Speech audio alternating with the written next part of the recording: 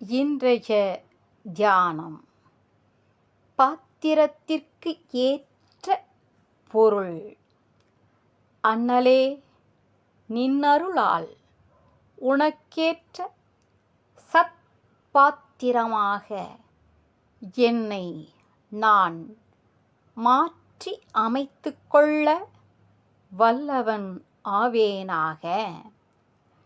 கடல் பெரிது எனினும் ஒவ்வொரு பாத்திரமும் அதில் தனது வண்ணத்துக்கு ஏற்ப அந்த அளவே நீர் மொள்ளுகிறது.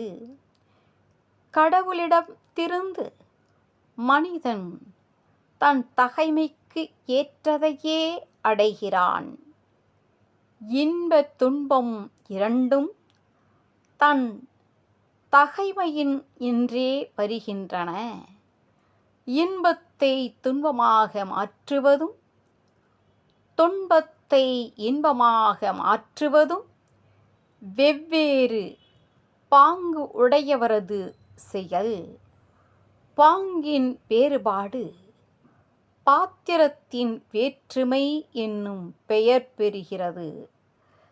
சத்பாத்திரமாவது சான்றோர் செயல்.